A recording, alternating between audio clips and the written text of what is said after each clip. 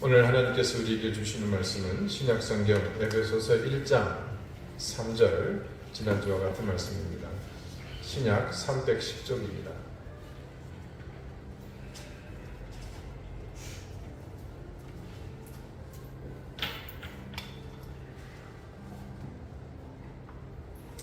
에베소서 1장 3절 말씀, 우리 다 같이 자리에서 일어나 한 목소리로 합독하도록 하겠습니다. 찬송하리로다. 하나님 곧 우리 주 예수 그리스도의 아버지께서 그리스도 안에서 하늘에 속한 모든 신령한 복을 우리에게 주시되. 아멘. 자리에 앉으시기 바랍니다. 하나님께서 이 말씀으로 우리에게 은혜 주시기를 원합니다.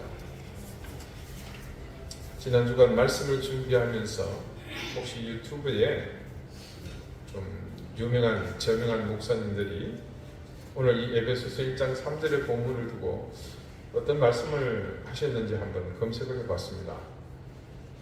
성경 말씀에 대한 제 판단이나 또 제 신학적 소양이 많이 부족하기 때문에 한번 참고했으면 좋겠다는 마음으로 둘러보았지만 한결같이 대다수 목사님의 이 본문에 대한 설교는 그 의미가 복에 초점을 맞추고 있었습니다. 말인즉 제가 생각하는 방향과 결이 모두 달랐습니다. 물론 말씀을 듣는 분들이 마음에 감동이 있고 또 거기에 더해 위로가 있고 더 나아가 이 말씀으로 찢긴 심령이 회복된다면 더 바랄 것이 없겠습니다마는 근본적으로 그런 의도 자체는 너무 인위적이라고 생각합니다. 설교자가 이런 의도를 가지고 말씀을 준비하는 것은 타당한 일입니다만은 그 말씀을 통해 역사하는 능력의 근원은 당연 성령님, 즉 하나님이 되어야 하지 않겠습니까? 그래서 섣부른 판단을 설교자는 삼가야 한다고 저는 배웠고 그렇게 지금도 저는 변함없이 생각하고 있습니다. 에베소서의 말씀이 교회론에 대한 것이라는 사실을 이미 여러분에게 밝혔듯이 이 서신서의 모든 말씀이 향하는 목적지가 교회라는 관점에서 바라보면 말씀은 한결같이 우리에게 말하고자 하는 의도가 보입니다. 그런데 정작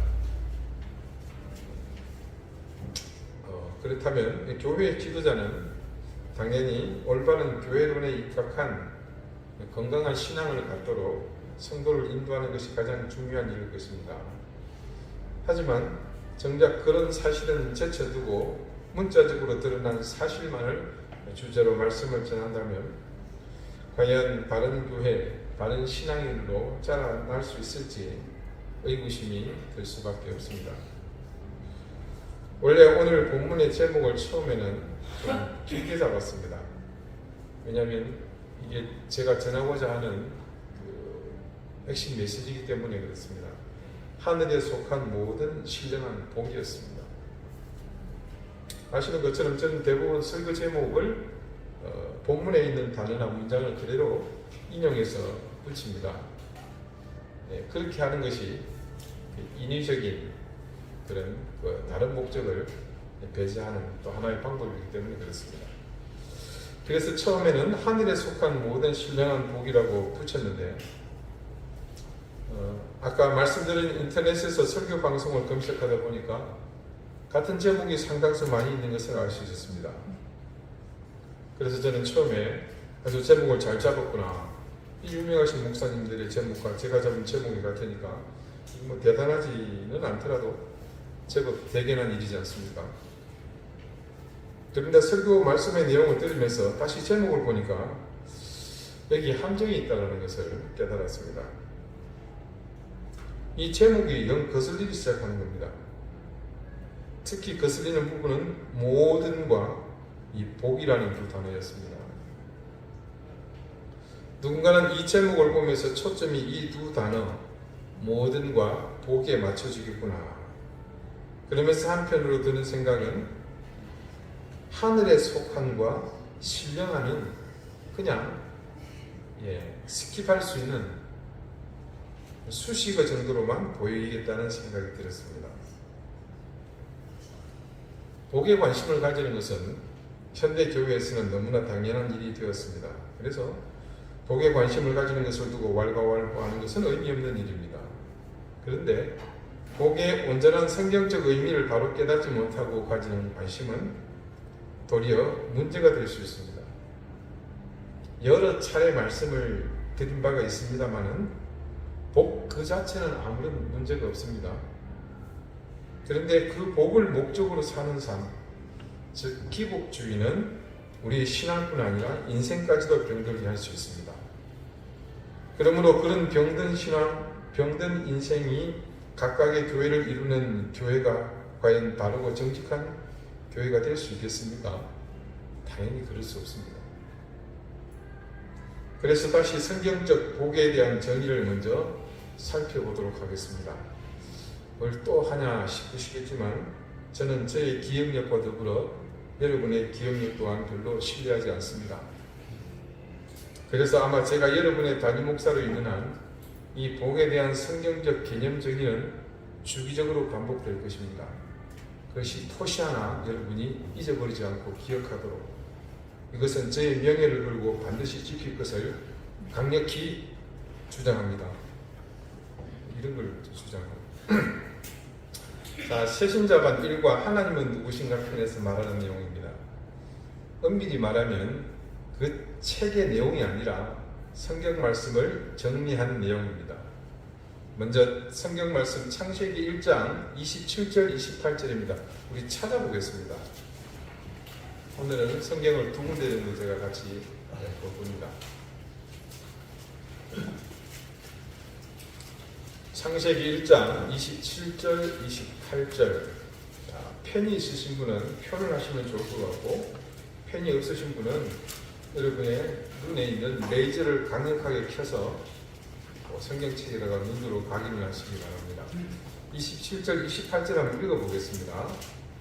하나님이 자기 형상 곧 하나님의 형상대로 사람을 창조하시되 남자와 여자를 창조하시고 하나님이 그들에게 복을 주시며 하나님이 그들에게 이르시되 생육하고 번성하여 땅에 충만하라.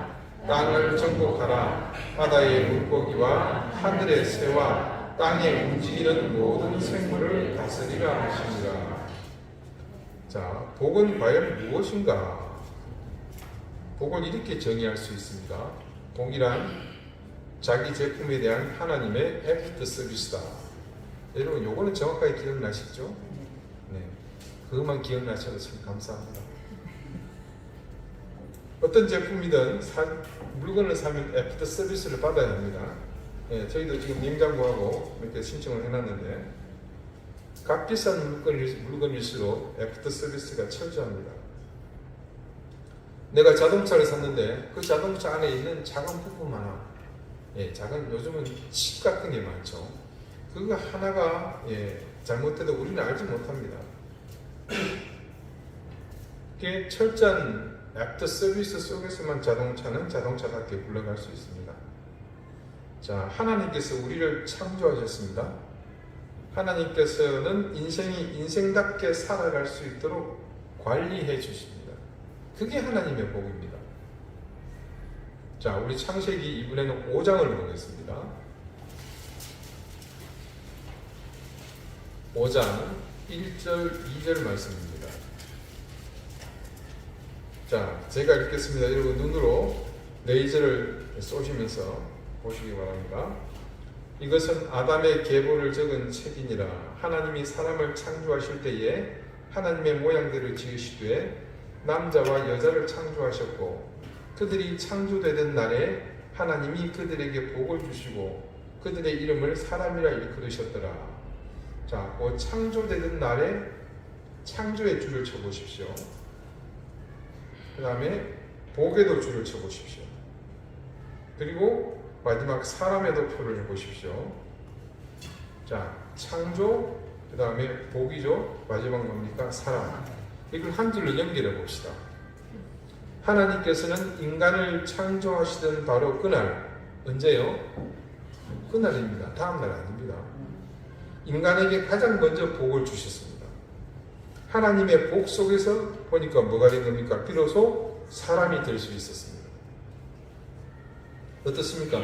누가 지어낸 것도 아니고 성경의 가장 첫머리인 창세기에 이렇게 분명하게 복의 개념이 정의되어 있습니다. 결국 인간은요, 복을 받아야지만 하나님의 AS 속에서만, 하나님의 관리 속에서만, 사후 공사 속에서만 우리는 비로소 사람답게 살아갈 수 있습니다. 일반적으로 아는 돈을 많이 벌고 또 높은 지위에 올라가고 또 뭐 박사 학위를 받고, 이건 너무 비현실적이고요. 땅을 많이 소유하고 등등, 자, 이런 것이 우리를 사람답게 살아가도록 만들어주는 것이 아니라 하나님의 돌보심 속에서만 우리가 비로소 사람답게 살아갈 수 있다는 것이 이 성경적 복의 정의입니다. 만약에 나는 이 하나님의 에포트 서비스를 무시한다, 그것은 하나님의 창조주 되심을 무시하는 겁니다. 따라서 이 하나님의 에포트 서비스 없이 사는 사람은 온전한 사람이 될 수 없지요. 짐승과 다를 바 없습니다. 우리는 하나님의 이 에포트 서비스 속에서만 사람이 될 수 있습니다. 다른 말로 복은 우리가 온전한 사람이 되는 도구라는 말입니다. 기억하십시오. 귀찮으시면 안 하셔도 됩니다. 제가 또 할 거니까. 그런 정의를 머릿속에 담아두고서 오늘 본문의 말씀을 보십시오. 바울이 말하는 하나님께서 우리에게 주시는 복이 어떤 복이라고 설명합니까? 하나님 곧 우리 주 예수 그리스도의 아버지께서 그리스도 안에서 하늘에 속한 모든 신령한 복이라고 하지 않습니까? 바울이 말하는 이 복이 성경적으로 정의된 복의 의미와 다르지 않다는 것을 여러분은 금방 아시겠죠? 결론부터 말씀드리면 바울이 에베소의 교회를 향해 바라고 소망하는 복이라는 것이 바로 이런 성경 말씀에 근거한 복이라는 사실입니다. 우리가 이 사실의 중요성을 간과하고 에베소서를 읽어 내려간다면 다른 모든 말씀의 의미를 부여하는 것에 부족한 것이 있을 수가 있습니다. 그러므로 반드시 이 사실을 기초에 두고서 교회의 다른 의미를 우리가 찾아야 할 것입니다. 오늘 바울이 말하는 하늘에 속한 신령한 복은 그 출처가 어디라고요? 제가 답을 말씀드렸네요. 하늘에 속한 것이라고 합니다. 그러면 왜 바울은 이것을 에베소 교회에 속한 성도들에게 주시기를 구한 것일까요? 자, 여러분, 하나님의 것으로 우리가 채워질 때 그때 우리는 비로소 부유해집니다. 세상의 것은 아무리 채워도 여러분 만족함이 없습니다. 돈이라는 것이요, 여러분에게 만족을 준 적이 있었습니까? 질문이 너무 포괄적인 것 같은데요. 쉽게 한 가지만 질문해 보겠습니다. 여러분은 지금 내게 돈이 이만큼이면 충분하다고 생각해 본 적이 한 번이라도 있으십니까? 혹은 더 이상 돈이 나한테 있으면 안 되겠다고 생각해 보신 적이 있으십니까? 큰일 났네, 돈이 많아서. 그런 고민 한번 해봤으면 좋겠죠. 만약에 여러분께 그런 생각이 단 한 번이라도 있으셨다면 여러분은 정말 진정한 의미의 부유함을 누리신 겁니다. 만족이 없습니다. 바닥이 없는 통에 아무리 돈을 넣는다고 하더라도 그게 채워질 수 있겠습니까? 세상에 돈을 다 가진다고 하더라도 만족하지 못하고 또 다른 세상의 돈을 생각할 겁니다. 우리와는 거리가 먼 주제이긴 하지만 권력의 경우를 한번 봅시다. 권력은 반드시 올라갈 때가 있으면 그 올라간 곳에서 내려와야 하는 때가 있습니다. 그런데 권력을 탐하는 사람은 이 간단한 원리마저도 수용하지 않고 자신의 힘으로 그것을 바꾸려고 하죠. 그래서 권력에 빠진 사람은 인간으로 해야 할 도리를 중요하게 생각하지 않습니다. 그러니까 성경의 개념에서는 무엇과 거리가 뭡니까? 복과 거리가 먼 겁니다. 복된 사람이 아닌 거죠. 권력을 유지하기 위해서 그래서 모든 수단을 전부 동원합니다. 모든 상황을 예외 없이 전부 다 합리화합니다. 절대 만족하지 못합니다. 주변에 어디 내가 이 정도 올라갔으면 되었다고 그 자리에서 그만두고 내려오는 사람 혹시 보신 적이 있으십니까? 계중에 있습니다. 이때 내려오는 불의는 딱 두 가지입니다. 첫 번째는 자기 능력으로 한계를 극복하지 못했을 때, 그리고 하나는 뭐겠습니까? 타인에게 밀려서요. 끌어내려질 겁니다. 대개는 그렇습니다만 이게 진짜로 스스로 기쁘게 내려오는 사람이 있습니다. 권력의 허무함을 알고 그 자리에 의미 없음을 깨달을 때입니다. 자기 자신이 감당할 수 없는 자리라는 것을 깨달을 때 내려옵니다. 그 사람이 정말로 부유한 사람입니다. 바울은 이런 세상의 것들로 채우지 말고 하나님이 주시는 이 진정한 의미의 복, 하늘의 것, 신령한 복을 받기를 바란 것입니다. 우리 속에 채워야 할 것이 이것이기 때문입니다. 교회는 그런 의미에서 이 바울이 강구한 것처럼 하나님의 것으로 채워져야 합니다. 그래야 교회가 풍성해지는 겁니다. 그래야 나눌 수 있고 마음을 또한 전할 수 있습니다. 내 것, 우리 것, 교회의 것으로는 못합니다. 당연히 부유해지지 못합니다. 베드로전서 4장 10절 11절 말씀인데 제가 읽어드릴게요. 각각 은사를 받은 대로 하나님의 여러 가지 은혜를 맡은 선한 청지기 같이 서로 봉사하라. 그 다음 잘 들어보십시오. 만일 누가 말하려면 하나님의 말씀을 하는 것 같이 하고 누가 봉사하려면 하나님이 공급하시는 힘으로 하는 것 같이 하라. 이는 범사의 예수 그리스도로 말미암아 하나님이 영광을 받으시게 하려 함이니 그에게 영광과 권능이 세세에 무궁하도록 있느니라. 아멘. 이 말씀에서 우리가 눈여겨보아야 할 아주 중요한 말씀이 있습니다. 앞서 10절의 말씀에는 교회에서 봉사하며 헌신하는 사람들에게 당부하는 말로 시작했습니다. 자신이 받은 은사대로 하나님의 여러 가지 은혜를 맡은 선한 청지기 같이 같은 말이죠. 그렇게 서로 봉사하라고 합니다. 그런데 어떻게 하라는 겁니까? 말을 하려거든 하나님의 말씀을 하는 것 같이 하고 봉사하려면 하나님이 공급하시는 힘으로 하는 것 같이 하라고 합니다. 이렇게 하라는 거예요. 하나님의 말씀을 하는 것 같이 말하는 것, 그리고 하나님이 공급하시는 힘으로 하는 것,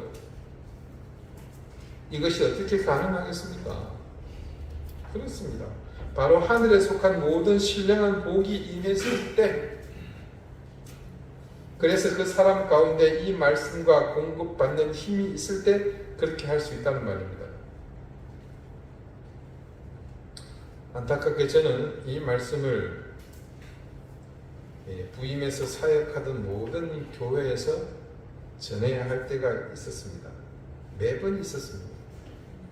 이유는 이렇습니다.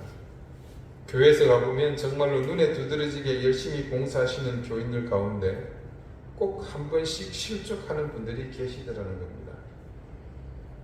기껏 열심히 앞장서서 성실하게 솔선수범하며 섬기고 봉사하던 분이 실족하더라는 겁니다.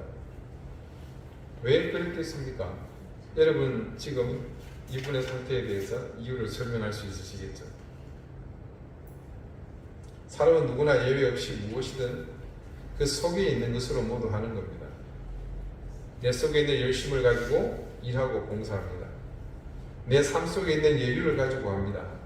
나름 자신이 생각하는 영적 자산을 가지고 합니다. 그런데 이게 그냥 마구 퍼내도 마르지 않는 샘처럼 또 마구마구 솟아나는 그런 화수분 같지는 않더라는 겁니다.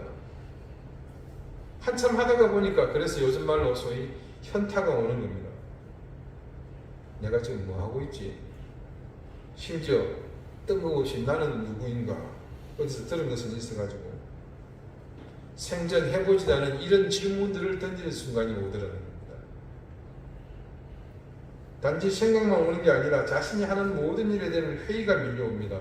그러면서 자기 생각으로 자신이 하는 일에 대한 의미를 부여하는가 하면 그곳에서 자신이 원하는 의미를 찾으려고 발버둥칩니다. 반드시 한번 이 과정을 거치게 되어 있습니다. 그럴 때 저는 이 베드로의 교훈을 그분들에게 들려줍니다. 이 베드로의 교훈에 따르면 하나님의 말씀을 하는 것 같이 말하고 합니다. 이 언어는 인간을 살리고 회복하며 치유하고 용기를 주는 언어, 권위 있는 언어입니다. 그러니 이 언어로 인해서 받게 될 충격, 상처, 아픔, 무너짐, 좌절 이런 것은 없다고 봐도 무방합니다. 그리고 하나님이 공급하시는 힘으로 하라는 겁니다. 자기 힘으로 하면 금방 지칩니다. 앞서 말씀드렸지만 내 힘은 에너자이저가 아닙니다. 우리 안에 하늘에 속한 신령한 복이 없다 보니 그냥 내 것으로만 모든 것을 감당하려 했습니다. 엄밀히 말하면 진실은 이렇습니다. 하나님의 것이 아니라 내 것이어야만 했거든요. 내 인생, 내 신앙의 삶은 은혜도 물질도 사랑도 모든 것이 내 것이어야만 했습니다. 하늘에 속한 신령한 복이 내게 없다 보니 자신의 인생에는 구조상 그 하늘에 속한 신령한 복이 뒤밀고 들어올 여유가 사실은 없었던 점입니다. 왜 그랬겠습니까? 내가 허용하지 않으니까.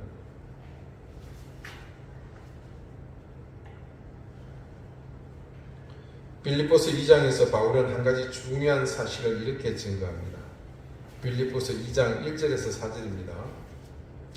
그러므로 그리스도 안에 무슨 권면이나 사랑의 무슨 위로나 성령의 무슨 교제나 긍휼이나 자비가 있거든 마음을 같이하여 같은 사랑을 가지고 뜻을 합하여 한 마음을 품어 아무 일에나 다툼이나 허용으로 하지 말고 오직 겸손한 마음으로 각각 자기보다 남을 낮게 여기고 각각 자기 일을 돌볼 뿐더러 또한 각각 다른 사람들의 일을 돌보아 나의 기쁨을 충만하게 하라. 자, 베드로가 당부한 말과 사도 바울이 빌립보 교회의 성도들에게 한 이 말이 서로 긴밀하게 연결되어 있다는 것을 알 수 있습니다. 그러면서 이어서 바울은 다음과 같은 유명한 그 말씀을 그들에게 전합니다. 빌립보서 2장 5절에서 11절까지의 말씀입니다. 자, 여러분 다 같이 한번 이 성경 말씀을 또 찾아보겠습니다. 신약 성경 빌립보서 2장 5절에서 11절, 신약 320쪽입니다.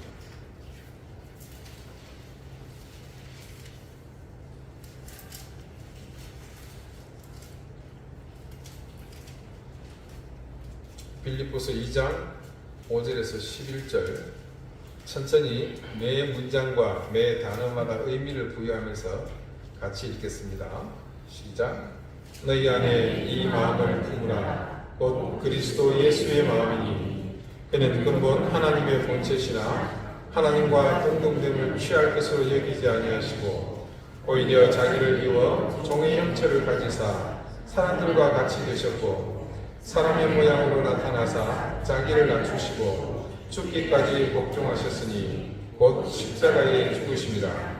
이러므로 하나님이 그를 지극히 높여 모든 이름 위에 뛰어난 이름을 주사 하늘에 있는 자들과 땅에 있는 자들과 땅 아래에 있는 자들로 모든 무릎을 예수의 이름에 꿇게 하시고 모든 입으로 예수 그리스도를 주라 시인하여 하나님 아버지께 영광을 돌리게 하셨느니라.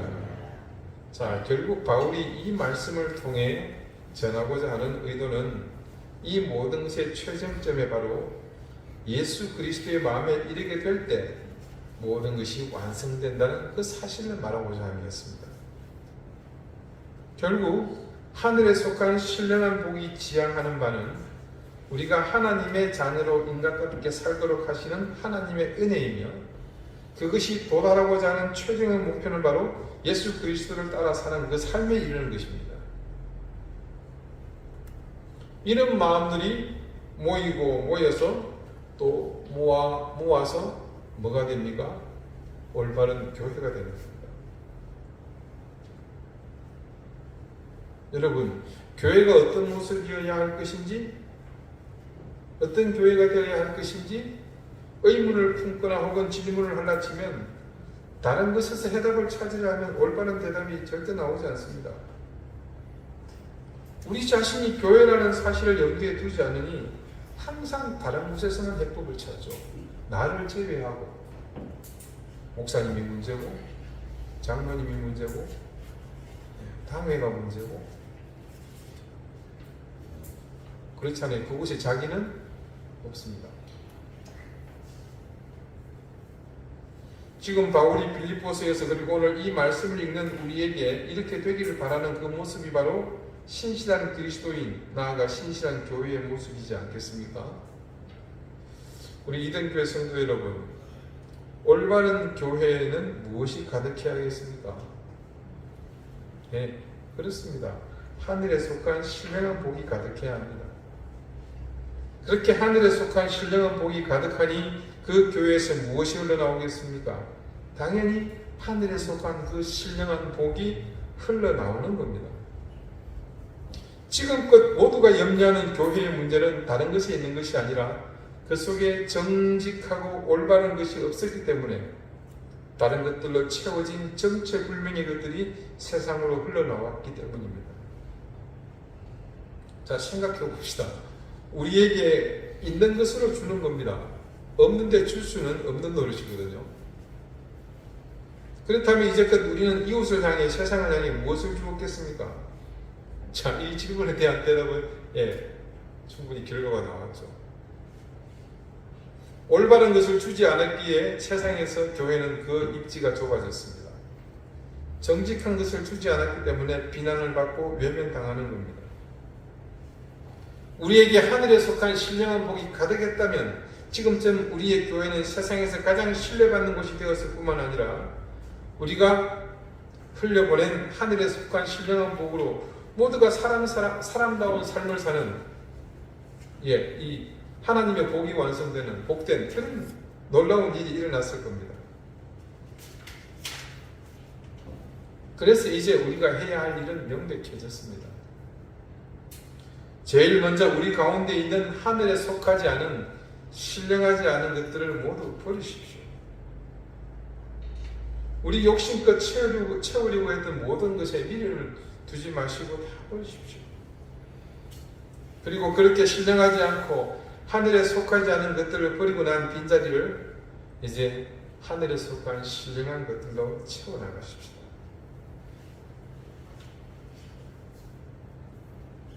어설프게 세상을 위해, 이 사회를 위해 뭔가 하려고 욕심내지 맙시다. 그저 우리에게 하늘에 속한 신령한 복이 채워지기만 하면 세상에는 자연스럽게 우리에게 채워진 것들이 흘러나가게 될 것이고, 그렇게 우리에게서 흘러나간 하늘에 속한 신령한 복들은 세상의 희망이 되어주고 성경에서 말하는 복의 개념처럼 그들을 인간답게 하나님의 자녀로 만들어 줄 것입니다. 세상은 우리가 어떻게 하려고 해서 변하는 것이 아니라 바로 우리 자신에게 하늘에 속한 신령한 복이 채워져서 우리의 믿음이 바른 믿음이 되고 우리의 신앙이 정직해짐으로 자연 그렇게 따라 변하게 되어 있습니다. 여러분, 무엇 때문에 이 자리에 오셨습니까? 여러분이 하나님, 예수님, 성령님을 부르는 이유는 무엇 때문입니까? 이 질문에 대해 오늘날 한국교회는 다양한 대답을 내놓았습니다. 너도 나도 자랑하듯 큰 소리로 말입니다. 거대한 건물로 대답했습니다. 부풀려진 많은 교인의 숫자로 대답을 내놓았습니다. 그리고 유명한 스타 목회자로 소리 높여 대답했습니다. 하지만 그 대답은 정답이 아니었습니다. 오답이었습니다. 세상 사람 누구도 그 대답에 대해 수긍하지 않았습니다. 그런 세상 사람들의 반응에서 뿐만 아니라 오늘 말씀에 비추어 볼 때도 우리는 이제 알 수 있습니다. 오늘날 우리 교회는 바로 이 질문에 대한 바른 대답을 내놓지 못했습니다. 이유는 바로 우리 가운데 뭐가 없었던 것입니까? 하늘에 속한 신령한 복이 부족했기 때문입니다. 대신 우리 가운데 하늘에 속하지 않은 것들은 넘치고 넘쳤습니다. 그것을 자랑 삼고 자부심으로 느꼈고, 그래서 그것을 이웃에 내놓고 세상에 마구 뿌리며 그것을 복음이라고 생각했습니다. 그렇게 뿌린 것들이 세월이 흐른 지금 뿌리가 나고 싹이 나서 자라 열매로 다시 돌아오고 있습니다. 사랑하는 여러분, 우리 교우들께서는 무엇 때문에 지금 이 자리에 앉아 계십니까? 그리고 여러분은 하나님을, 예수님을, 성령님을 부르는 이유가 무엇 때문입니까? 오늘부터 우리 교회는 이 질문에 대한 대답을 찾아 나가고자 합니다. 이 질문에 대한 대답에 과연 그것이 하늘에 속한 신령한 것인지 이 말씀 앞에서 겸손하게 판단하며 그 결과에 따라 취하고 뿌리는 일을 함께 하십시다.